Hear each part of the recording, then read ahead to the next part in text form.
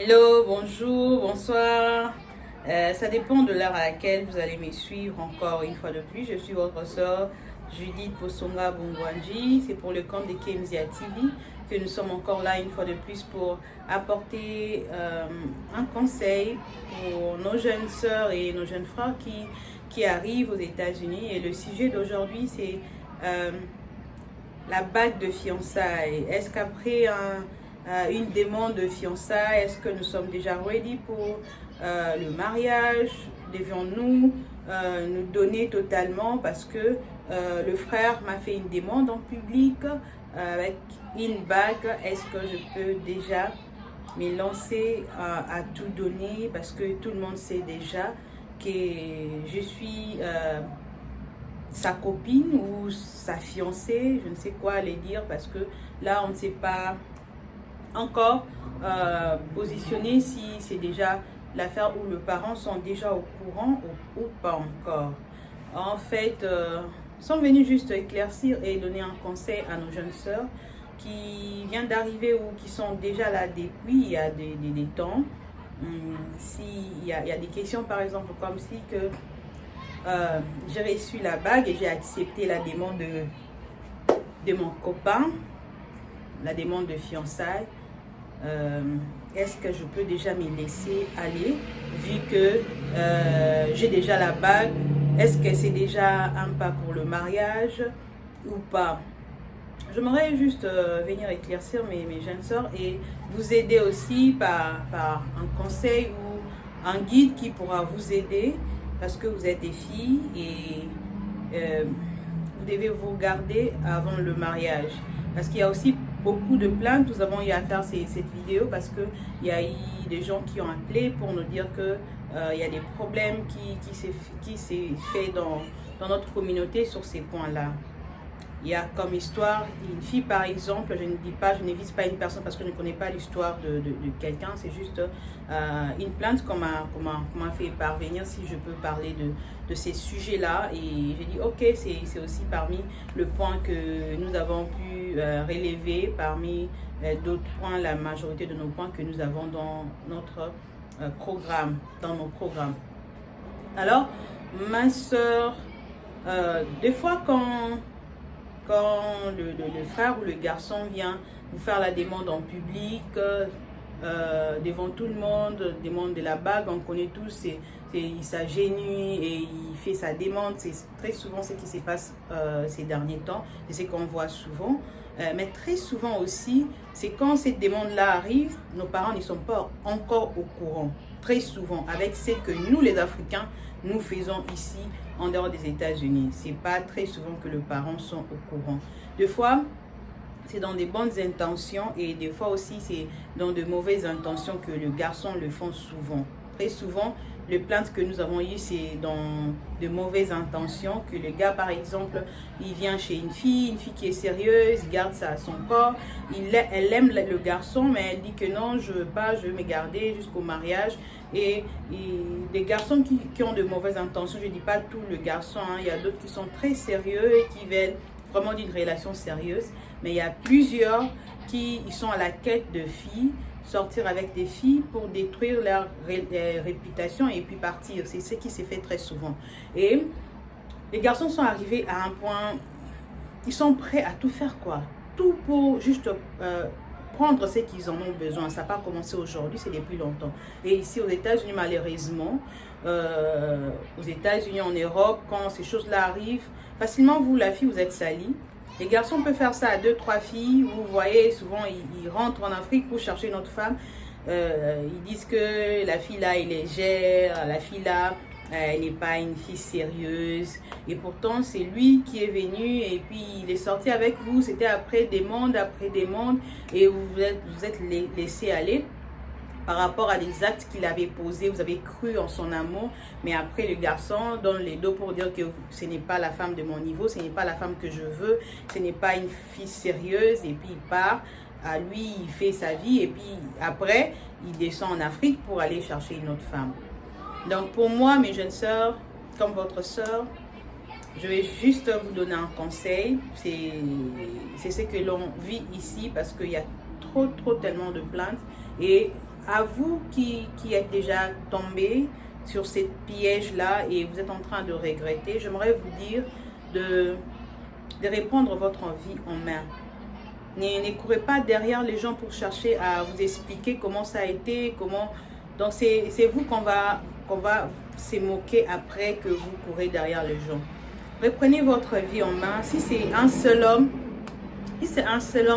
qui vous a fait ça, rentrez en vous-même, ressaisissez-vous, gardez-vous, prenez le temps de vous construire en vous-même, prenez le temps d'aller à l'école, d'apprendre l'anglais, de vous épanouir vous-même d'abord et continuez dans la prière, dans la marche avec le Seigneur. Notre Dieu est miséricorde. Même si vous tombez, vous pouvez revenir encore et demander pardon, il va encore vous relever. Revenez vers le Seigneur, priez, demandez sa miséricorde et commencez maintenant à marcher dans la crainte de l'Éternel. La Bible nous dit aussi que la crainte de l'Éternel est le commencement de la sagesse. Alors craignez l'Éternel dans votre marche, gardez-vous. Ce n'est pas la fin du monde. Oui, peut-être que vous êtes sali, tout le monde vous regarde, vous donne des connotations que vous ne méritez même pas, ils vous ne connaissent même pas. Les gens sont souvent comme ça, ils ne vous connaissent pas, ils vous taxent de choses que lorsque même vos parents vont l'écouter, ils vont s'étonner par rapport à ceux qui connaissent de vous. Peut-être que aussi, ça peut arriver aussi quand vous êtes arrivé, vous êtes trop laissé emporter. On a eu à vous conseiller, vous n'avez pas écouté, vous êtes laissé emporter et ces choses-là sont arrivées. Ne vous culpabilisez pas, ce sont des choses qui arrivent. Remontez-vous, saisissez-vous, prenez votre vie en marche, rentrez à l'école, rentrez vers Dieu, priez et apprenez, cherchez à vous épanouir. Et demain, Dieu vous fera grâce, il y aura un autre homme qui va venir vers vous pour vous aider à évoluer ou vous marier ou faire encore une autre vie avec vous. C'est possible avec Dieu.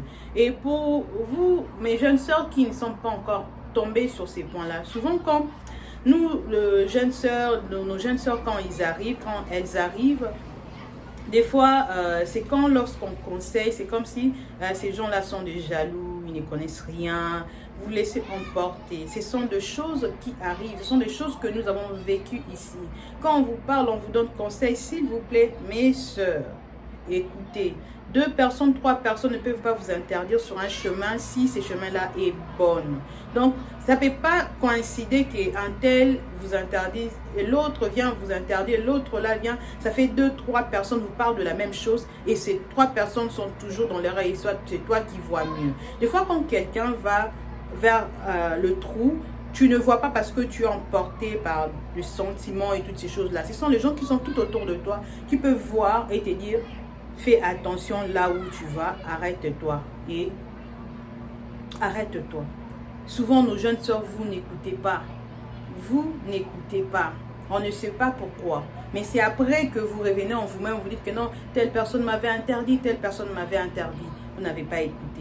Ressaisissez-vous. Pour la chose de la bague, j'aimerais vous dire, quand on vous donne la bague, ce n'est pas encore le mariage.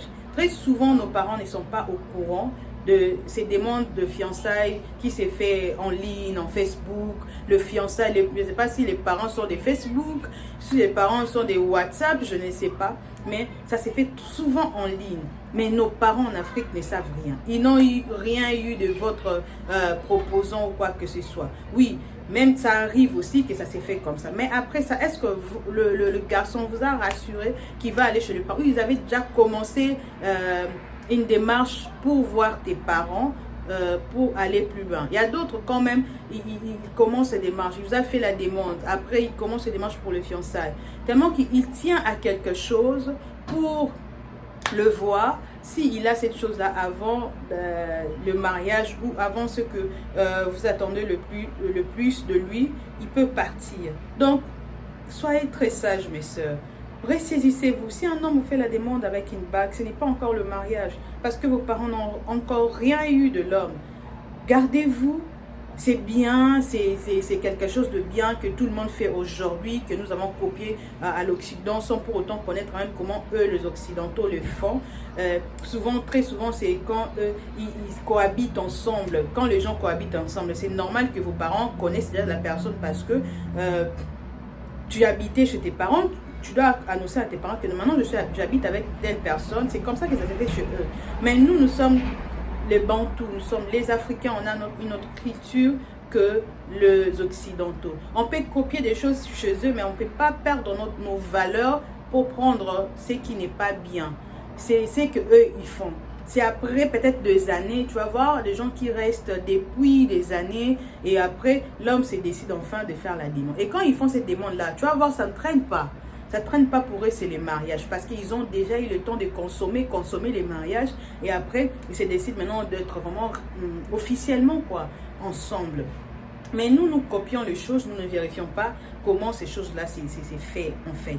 Donc, vous pouvez être dans le copinage, ce qui n'est pas mauvais. Peut-être le mot copinage nous dérange, mais ce n'est pas mauvais parce que quand tu rencontres une personne, vous faites la demande et puis vous commencez à marcher ensemble. Là, on ne peut pas dire que c'est les fiançailles parce que vous n'êtes pas encore allé chez le parent, l'homme n'a pas encore demandé la main de la fille vers le parent. Donc, c'est ce qu'on appelle fiançailles. Non. Quand il vient, il s'agenouille, il vous donne la bague. Cela ne dit pas que quand il s'est agenouillé, donc la genou là, c'est les parents. Non, ce n'est pas ça. Et même s'il vient chez les parents pour les fiançailles n'est pas encore le mariage. Et surtout ici aux États-Unis, mes sœurs, vous qui arrivez, je vous en supplie au nom de Jésus, gardez-vous, gardez-vous. Il y a tellement des histoires, il y a tellement de choses qui se sont passées.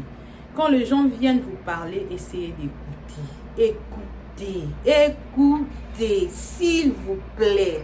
S'il vous plaît. C'est après demain que vous allez commencer à pleurer. Les garçons là, c'était un aventurier. Il m'a fait ça, il m'a fait ça.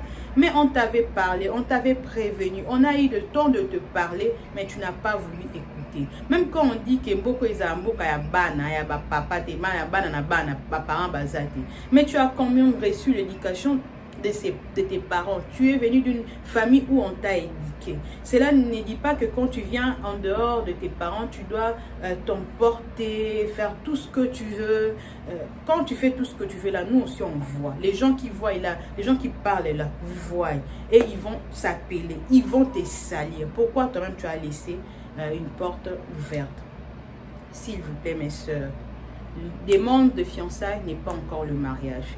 Même s'il est fait devant tout le monde, il doit aller voir tes parents. S'il voit tes parents, et alors là, il y a l'échange de 2 familles. Après là, il peut prendre la facture, comme ça s'est fait en Afrique. Il prend la facture et puis là, le processus évolue. C'est comme ça que ça s'est fait. Je voulais juste vous conseiller, vous tirer les oreilles, vous qui êtes sur le point de vous lâcher, de croire totalement à ce qu'on vous dit. Oui, il y a d'autres relations qui ont commencé un peu compliquées, mais à la fin, les gens se sont mis ensemble. Ce sont des cas très rares. Ce sont des cas très rares. Et surtout ici aux États-Unis. Je ne sais pas en Europe, je crois que c'est la même chose. Parce que souvent, quand nous, on vient ici, on laisse nos parents. Ce sont des cas très rares. Si chez l'autre, ça réussit, ça ne dit pas que toi aussi, ça va réussir. Parce que la personne que toi, tu fréquentes n'est pas la personne que lui, là, ou elle, là, a eu, que cette personne-là, l'a épousée. Et leur façon de vivre n'est pas la même avec la personne que toi, tu fréquentes. Mes jeunes sœurs, soyez prudentes. Et pour vous aussi, mes jeunes frères, vous laissez vos familles en Afrique, vous venez ici pour chercher la vie. Vos familles vous ont envoyé ici, ils croient quand même que vous êtes venus faire quelque chose. Vous êtes encore jeune. Pourquoi vous cherchez des problèmes inutilement? La vie où nous vivons, il y a tellement de surprises.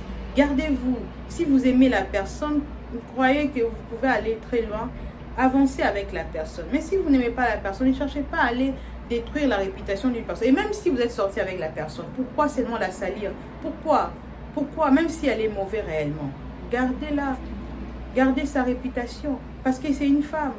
Si vous la salissez aujourd'hui, demain vous aurez des enfants, peut-être vous aurez des filles aussi. Est-ce que vous aimeriez qu'en face de ce que vous faites avec le fille, à votre fille, vous aimeriez cela? Ou vous avez aussi des sœurs? Est-ce que vous serez à l'aise que vous puissiez entendre quand un homme joue de votre sœur de la façon dont vous pensez faire de cette fille-là? Je ne pense pas. Alors faisons du bien tout autour de nous parce que demain nous ne savons pas. Faisons du bien. Ne suivons pas ce que les gens disent parce que ta vie c'est ta vie. ce que toi tu vas rencontrer, ce ne sera pas la même, ce que l'autre va rencontrer. C'était pour moi le conseil que je voulais partager à mes jeunes frères, mes jeunes sœurs qui viennent d'arriver aux États-Unis. En tout cas, j'aurais juste apporté mon conseil pour vous dire, mes jeunes, ressaisissez-vous. Vous avez de l'avenir ici aux États-Unis. C'est un pays des opportunités. Si vous marchez bien ici aux États-Unis, vous allez vous en sortir. Mais si vous venez avec l'idée de détruire et de vous détruire vous-même, et ça va s'accomplir. Ressaisissez-vous et prenez le temps de vous construire en vous-même et vous allez réussir dans ce pays. Merci de m'avoir donné de votre temps, de m'avoir donné de votre temps pour m'écouter.